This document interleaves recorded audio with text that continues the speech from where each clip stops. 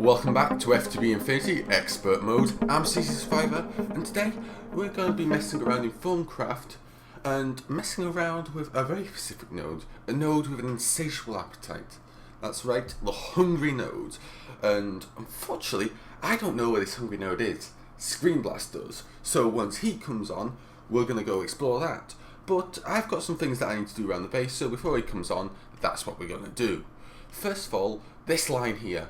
It's 32 out of 32 channels, which is a problem. However, there is a beautiful solution, and that solution is peer-to-peer tunnels. So we need 2 of these, start that, and now we can start using this. We're going to need a memory card, like so, some quartz fiber cable, and some glass cable. I think I might need another 10 of them. Doesn't matter how much I get, more the merrier. Excellent. So, first things first, we want to actually make another 2 P2P tunnels. Oops. Because we need more than what we already have. So, first of all, what I'm going to do is I'm going to put a channel... let's get rid of this cable for now. Let's put a channel here. And a channel here. Next of all, we're going to go and we need a cable anchor. So, no. Actually, you know what? We can stick the glass fiber cable. So, the quartz fiber cable will not transfer information, but will transfer power throughout the AE network. So, what we're doing here is we're going to connect up these like so, and we're going to replace this long line of ME dense cables with the tiny quartz, well, the ME cables actually. So to about here, where things start changing over. So we'll do that, and we'll do that, and then here we want to add an ME port and an ME port here. So then we take this ME card, we right-click, shift right-click on that, creating successfully saved settings, and right-click on this to connect them. So we do the same here, shift right-click on here, and left click here. I've got everything hooked up now. So if we come over here, I quickly inserted a smart cable here. So there are currently 4 channels on this smart cable. 4 channels, 1 for each peer-to-peer tunnel. Now this little section here is actually one of the starting micro AE networks that is capable of holding on its own 8 channels. That's why I've just got a regular ME glass cable running along here. And that's why it's 4 out of 8. Even if I was to put the big cable on, it could only support 8. So, what we've got is it's coming out here and it's splitting. So on this side here, we have apparently no channels, which is a bit odd. Okay, and no channels here. Wait, no, we have got channels. Oh, it's because this was reconnecting because I broke the cable. So 19 here and 13 here, which allows me to have a lot more space and do a lot more stuff here. I've got it set up like so. Looks a bit interesting, but it will allow us to store more machines on this little island, which I'm going to go and put to use. We've got those extra channels, I've put them directly to use in this little setup here. This is just cobblestone, stone, and obsidian production, and I think it's pretty nice. Nice little obsidian, and to get the lava in here, well, I built the, oops, helps if I hold space, the Serenade of the Nether from Blood Magic, which produces lava very nicely. And I'm using a Buildcraft pump to pump it out. If we look at pump recipes, you'll notice that the Buildcraft pump requires the IC2 pump, and I thought, rather than sticking a bunch of redstone engines around this, particularly considering I'd have to move this thing around here, I thought I'll just hook it up to the thermoelectric generator. I've got more than enough electricity here to run it, and I've never used it before.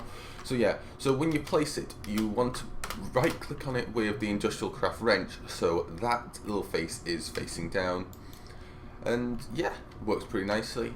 I'm guessing you could stick the fluid pusher inside of it, so that pushes the fluids. Probably stick that on the bottom if you wanted to, but hey, this is where I've got it working. Right, so I've just started laying out the Thaumcraft area. As you can see, I think it looks okay. I went with a purple theme. I got the animated Futura purple blocks here. I think they look pretty nice. I don't know if I'll keep this. It feels a little too cold with all that blue and purple, but I don't know.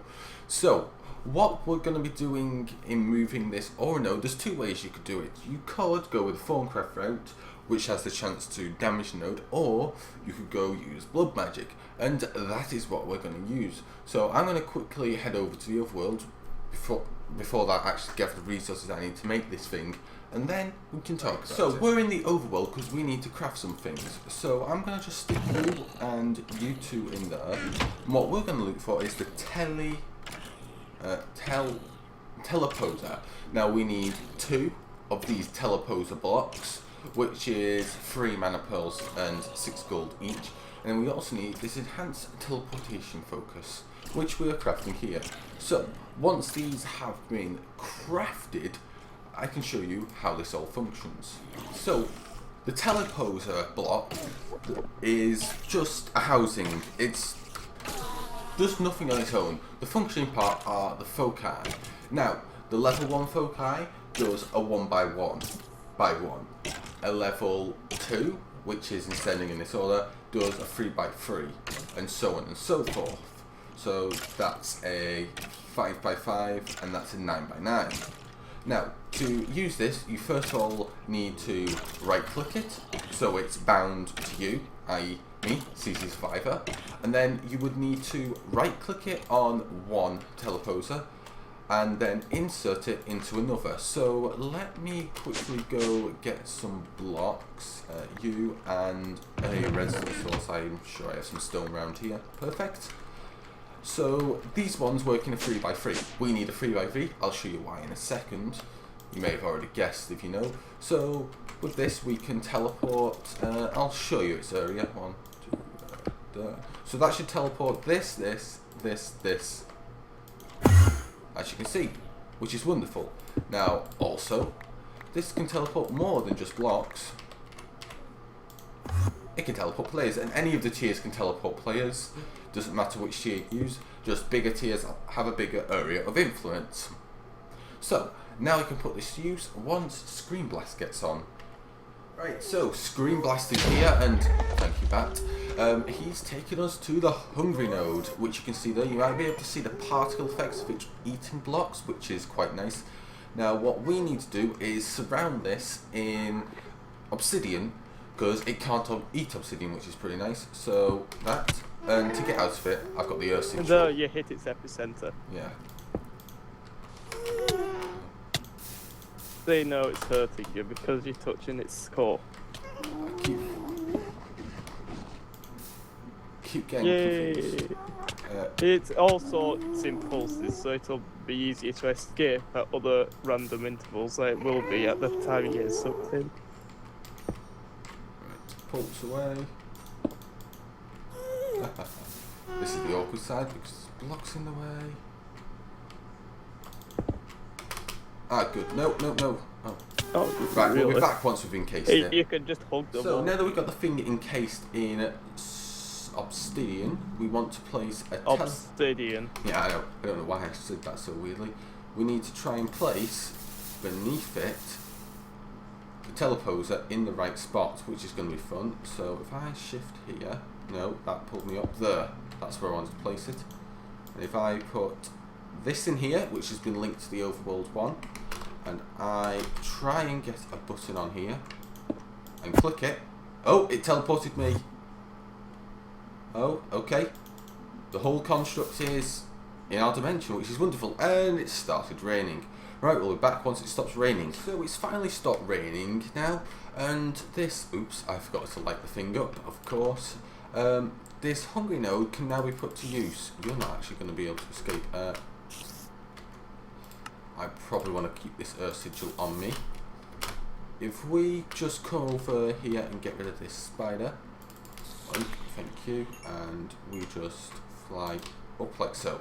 So this hungry node can be increased by size by it consuming items. Now, other people have done testing and found out that the best item to feed it is crafting tables. So that's what we're going to do. So to do that, we're going to need wood to make the crafting tables. So I've started moving over our tree farm into this age, and I'm going to set up everything barreled, and once we've done that, I'll be back to set up the automatic depositing of crafting tables to that thing. Right, so I have the tree farm set up here. I've just got a draw controller on the direct back of a harvester being filled with these 4 drawers, and I've got a storage bus and an ME export here, just stocking this full of saplings, and this is going to work pretty nicely as a tree farm. Once it gets full, it'll back stuff and won't put any more items in, which is nice, so we don't have to worry about overflowing into the A network. So now that we got this, it's time to set up the auto crafting. Now we can't send the items too fast because if they bunch up, it doesn't work effectively. So what we need to do is get a bit more obsidian and then think about doing this auto crafting. So to insert the items, we're going to be using an open crate, a hopper to stem the flow so it doesn't move too fast, and I'm just currently filling up a chest with crafting tables. So what we want to do is come over here and we want to just set up a little, no, that's not where I wanted to place that. Oh, this is awkward. Right, we want to come off just a little bit here.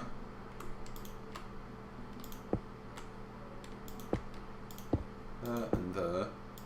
Then, no, away, away, thank you. There, and then, no, that's not what I want to do. I need to remember not to double tap space to try and escape. Now we want to shoot this up just a tiny bit like so. I don't know how high we need to go, but that should be more than enough. This open crate shouldn't get eaten. Then we want to stick a hopper on the side, and then I think I want to do is add a nice little platform here. So I'll be back in a sec. So I've got a bunch of crafting tables here. I'm going to take them all over and actually going to tell the system to stop crafting them for now because I think this might be enough. What we're going to do is we're going to start by putting them into here. No, I want to go onto the top, thank you.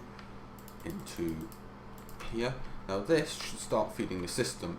Do I have my magnet? Are you feeding this is the question. Oh right, yes. Oops.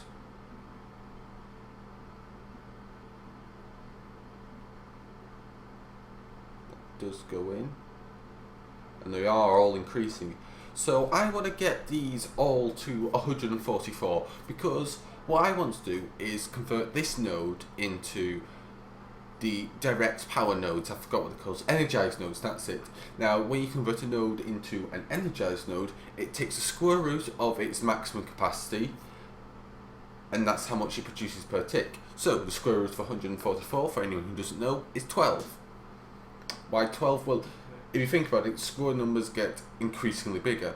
So 1 squared is 1, 2 squared is 4, 3 squared is 9, 4 squared is 16, and so on and so forth. So yeah, we're going to have to wait until this gets up to some reasonable size, but it appears to be going pretty quickly. So whilst I'm waiting for that hungry node to get up to the right size, I'm just going to quickly set up a bit of auto crafting with Britannia.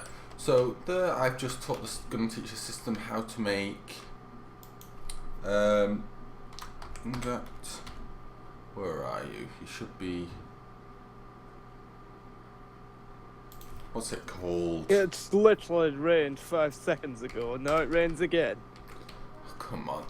Where's that mana steel gone? That might be because the item goes in here, and this thing isn't actually auto outputting, so we want to tell this to extract, always active, and this on insert. And then we want to put in here, oops, no, I didn't want to put that there.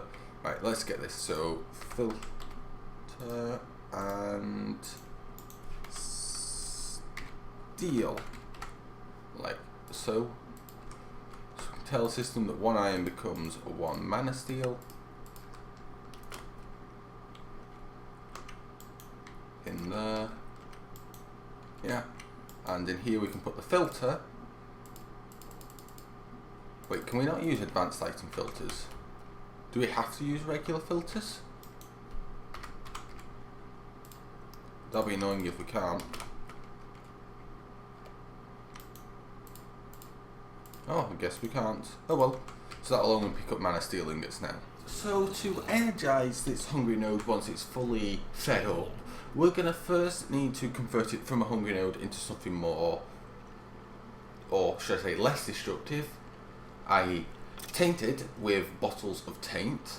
But then we don't want it tainted because it's going to taint the land, so we'll then stabilise it using ethereal blooms. So I'm going to make that bottle taint in a second. It's pretty easy, but first of all it's the ethereal blooms. So let's see if we can get this done. Where is that?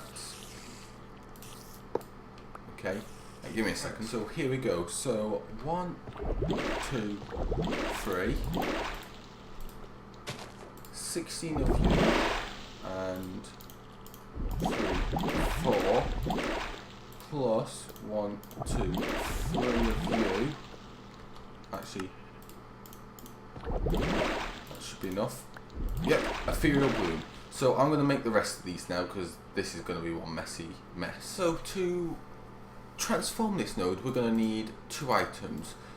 Well, we're going to need 1 item, but you need a previous item to make it. So first of all, we need the node stabilizer, but we're going to need 2 of them, and one of them is used for crafting, and we need to craft the node transducer. So that's that. What am I missing? Iron. Oops. A brain. Iron. Thought I should have done here. And there we go. Got the node transducer and the node stabilizer. We are back, and we now have a quite sizable node. If we take a quick look, it appears that Terra has pulled quite clearly out in front. So now it's time to taint this node. So we take a bottle of taint and lob it at it. Ow, that's nice. And if we get our foaming goggle thing, it should say okay, that's weird. Hungry. That should become tainted once the taint spreads to it, I think. So I'm guessing we have to leave it. Now, it's been a whole 7 hours since last recording because it was overnight, and well, it takes time for these hungry nodes, well, nodes to become tainted. But it is now tainted. Helps if I actually pull the thing, which means it's no longer aggressive. So what we need to do now is start dismantling the obsidian around this, making sure we do not hit the the node, we'll call it, but no longer can call it a hungry node. So yeah, right, so to quickly warn you, you need to remember that these nodes are incredibly soft as well. Quite a little bit of hitting will pretty easily destroy them. So I'm also going to take off that because I know from testing that actually speeds it up. So what I'm also going to do now is quickly stick some ethereal blooms around, and I like the animation for them to spawn. That is just to clear up the tainted mess that's appeared around here. If we ever look, it's tainted lands. I don't want tainted lands because they spawn tainted mobs and taint tendrils, and well, nobody likes taint unless you're doing specific things. So now that that's cleaning up, what we want to do is on the bottom we want to put the node stabilizer, which will start to stabilize the node, and on the top we'll put the node transducer. Also there's a bunch of invisible fibers taint around here, which is interesting. Goodbye. Right. Enough one? Okay. And then what we do is we put a redstone. Alright, yes, my light source there, redstone block on the top, and it now starts transducing that node. So in a second you'll see that all the numbers are going to start dropping, and it's going to be the square root of what it originally was. And this will be known as CV, which I cannot remember what it stands for, I just know what it is. Is that taint tendril still around here? No, that's good. So let's see. We'll be back once it's finished converting because there's a lot of strain. Right, so here we go. We've got 12 Patricio, 12 13 Terra, 12 Aqua, 12 order, and 12 Ignis, which means it's now producing CV. And to put this to use, we need to quickly make some things. So if I quickly, not that one, that we look in here, we need to go into thaumaturgy and we need to do the V's charging relay. Right. So this is where we're gonna just quickly put this down. So what we're gonna do is surround this with iron. Of course, I'd forget my iron. I need 6 iron in total. Iron, 1, 2, 3, 4, 5, 6, and we can quickly fly back over. You there, you there, you there, you there. We get 2 of these relays, and then what we want to do is this. We didn't make enough. And here we go again. Let's try this, that, and that. Gives us a V's charging relay. Now unfortunately we're not going to really see this in action too well, but if we put this down here and we take one of these V's relays, we should, or I may have forgotten how this actually functions. Give me a second. Will this work? There we go, we've got a nice particle effect now, and it's functioning. If we look at this, it's charging. Now CV stands for centi-V. I just read it, which is 100th of a V. So this is producing about 1200th of a V of everything except for Terra, which is 1300th of a V, which is pretty nice. So this one will automatically charge here.